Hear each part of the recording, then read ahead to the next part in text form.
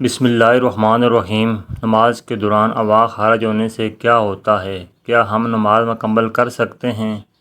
اور اگر ہم جماعت کے ساتھ نماز ادا کر رہے ہیں اور ہمارے پیچھے 3-4 صفیں موجود ہیں، تب اگر ہماری آواز خارج ہو جائے یا آواز خارج ہونے کا محسوس ہو تو پھر اس صورت میں ہم کیا کر سکتے ہیں؟ کیا ہماری نماز ٹوٹ جائے گی؟ کیا ہم صفیں توڑتے ہوئے باہر نکلیں گے؟ کیا ہمارا وضو برقرار رہتا ہے؟ یا اگر ہم دوسروں کو نماز میں ڈسٹرب نہ کرنے کی نیت سے وہیں کھڑے رہیں اور بعد میں وضو کر کے نماز کو مکمل کر لیں تو کیا ہمیں باجماعت نماز کا ثواب ملے گا؟ ناظرین گرامی، یہ ایک ایسے سوالات ہیں جن کے بارے میں پوچھنے سے بھی ہم شرماتے ہیں، اور پھر جب کبھی ہمارے ساتھ ایسا معاملہ پیش آئے تو علم نہ ہونے کی وجہ سے ہم اپنی نماز خراب کر بیٹھتے ہیں، بلکہ اکثر اوقات ہم ثواب کے بجائے گناہ ہی حاصل کر لیتے ہیں۔ قرآن حکیم میں 100 سے زائد مقامات پر نماز کا ذکر آیا ہے، جس میں سے 80 مقامات پر صریحاً نماز کا حکم وارد ہوا ہے۔ جب حکم وارد ہوا ہے، جب اذان ہوتی ہے تو ہم اپنا کام کاج چھوڑ کر مسجد کی طرف رجوع کرتے ہیں تاکہ ہم نماز ادا کر کے اپنے گناہوں کی بخشش خداوند کریم سے کروا سکیں۔ حدیث مبارکہ میں ہے کہ اللہ تعالیٰ انسان کے اعمال کو نہیں دیکھتا، بلکہ اللہ تعالیٰ انسان کی نیت کو دیکھتا ہے کہ وہ کس نیت سے عبادت کر رہا ہے۔ نماز جیسے ہم فریضے کی ادائیگی کے لیے باوضو ہونا اور دوران نماز باوضو رہنا نہایت ضروری ہے، اس لیے ہم وضو کر کے مسجد میں نماز ادا کرنے جاتے ہیں، کیونکہ وضو کے بغیر نماز ادا کرنا ثواب کے بجائے گناہ کے زمرے میں آتا ہے۔ اس لیے ہم جب بھی مسجد میں داخل ہوتے ہیں تو باوضو ہوتے ہیں۔ نماز کے لیے ضروری ہے کہ ہم جس جگہ میں نماز ادا کر رہے ہو تو اس جگہ کا پاک صاف ہونا ضروری ہے، وہاں روشنی ہونی چاہیے، اندھیرے میں نماز ادا کرنا جائز نہیں ہے۔ ہمارا جسم اور کپڑوں کا پاک ہونا بھی ضروری ہے۔ نماز کو ادا کرتے ہوئے بھی ہمارا وضو برقرار ہونا ضروری ہے۔ اگر نماز کے دوران آواز خارج ہو جائے یا جسم کے کسی حصے سے خون بہہ جائے تو ایسی صورت میں ہمارا کیا لائے عمل ہونا چاہیے؟ آئیے کچھ واقعات اور حدیث مبارکہ سے معلوم کرتے ہیں۔ ایک دفعہ چند لوگ مسجد میں نماز ادا کر رہے تھے کہ کسی ایک شخص کی آواز خارج ہو گئی۔ جب آواز خارج ہوئی تو اس کی بدبو سارے کمرے میں پھیل گئی۔ جو لوگ نماز ادا کر رہے تھے سب کو معلوم پڑ گیا کہ ہم میں سے کسی نہ کسی بندے کا وضو ٹوٹ گیا ہے، پر ان چند بندوں میں سے کسی نے یہ محسوس نہ ہونے دیا کہ کس کا وضو ٹوٹ گیا ہے۔ اس نے شرم کے مارے نماز نہ توڑی بلکہ نماز کو جاری رکھا۔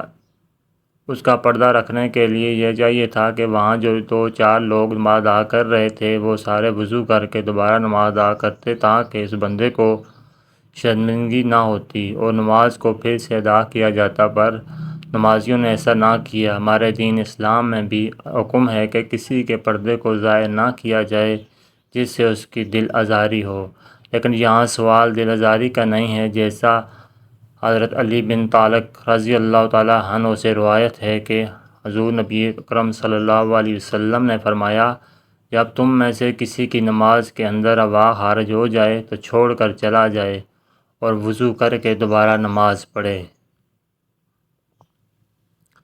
اس حدیث مبارکہ سے معلوم ہوا کہ نماز میں وضو ٹوٹ جانے کی صورت میں اپنی جگہ پر کھڑے رہنے کی اجازت نہیں ہے، بلکہ وضو کر کے دوبارہ نماز میں شامل ہونے کی ترغیب دی گئی ہے۔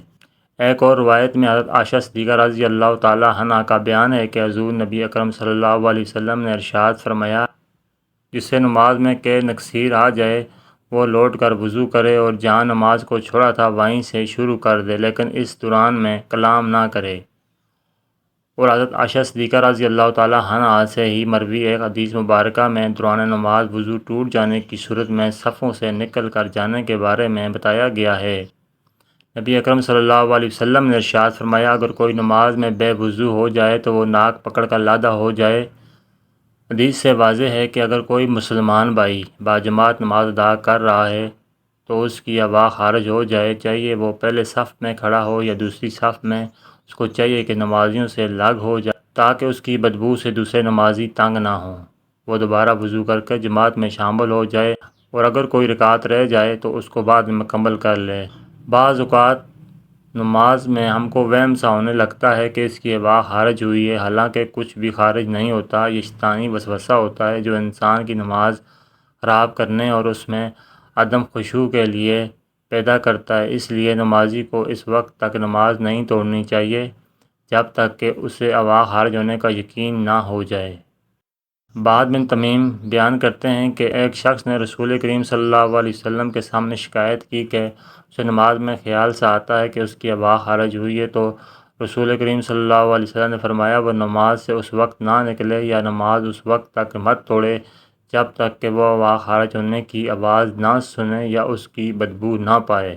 حدیث سے یہ مراد نہیں کہ حکم آواز سننے یا پھر بدبو آنے پر مہلک ہے، بلکہ مراد یہ ہے کہ اباح خارج ہونے کا یقین ہو جائے، چاہے اسے آواز نہ بھی آئے اور بدبو بھی نہ سونگھی ہو۔ دین اسلام میں یہ حکم کسی جگہ پر بھی موجود نہیں ہے کہ اگر نماز کے دوران آپ کی اباح خارج ہو جائے تو آپ نماز کو جاری رکھیں۔ اگر آپ ایسا کرتے ہیں تو آپ ثواب کے بجائے گناہ کو حاصل کر رہے ہوتے ہیں۔ نبی کریم صلی اللہ علیہ وسلم کی حدیث پاک سے ظاہر ہے کہ اگر نماز کے دوران آپ کی اباح خارج ہو جائے، آپ شرم کے مارے کسی کو یہ ظاہر ہونا نہیں چاہیے، تو ایسی حالت میں اپنے ناک پر ہاتھ رکھ کر نمازیوں سے پیچھے ہو جائیں کہ میرے ناک سے خون بہہ رہا ہے۔ دوسرے صاحب یہ سمجھ رہے ہیں کہ اس کے خون بہنے سے وضو ٹوٹ گیا ہے، اس لیے وہ دوبارہ وضو کر کے نماز ادا کرے گا۔ اس سے اس بندے کی بھی عزت رہ جائے گی اور نماز بھی ادا ہو جائے گی۔ جو ناک سے خون بہنا، اباح خارج ہونا کے آنا، یہ سب صورتوں میں وضو ٹوٹ جاتی ہے۔ اگر ایسا ہو تو نمازی کو دوبارہ سے وضو کر کے جماعت کے ساتھ ملنا چاہیے۔ جو رکعت باقی رہ جائے اس کو بعد میں ادا کرنا چاہیے۔ کچھ لوگوں کو یہ بیماری ہوتی ہے کہ ان کی بار بار اباح خارج ہوتی ہے، اس کے ناک یا جسم کا کسی حصے سے خون بہتا رہتا ہے، شکر کی وجہ سے پیشاب کے قطرے مسلسل گرتے رہتے ہیں، تو ان لوگوں کے لیے حکم ہے کہ وہ ہر نماز سے پہلے وضو کر کے نماز ادا کریں۔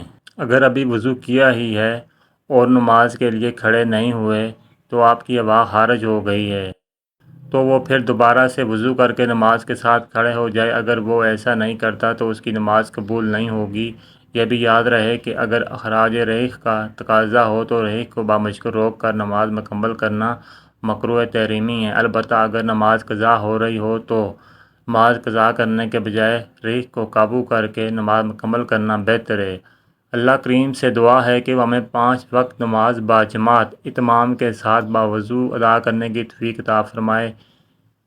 اے اللہ کریم، ہر فرد کی غلطیوں کوتاہیوں کو معاف فرما کر ہم سب کو نبی کریم صلی اللہ علیہ وسلم سے بے حد محبت اور ان کا دیدار نصیب فرما دے، آمین۔ ناظرین کرام، ویڈیو اچھی لگے تو لائک کیجیے اور اچھی ویڈیوز کے لیے ہمارے چینل کو سبسکرائب کیجیے۔ ویڈیو دیکھنے کا شکریہ، جزاکم اللہ خیر۔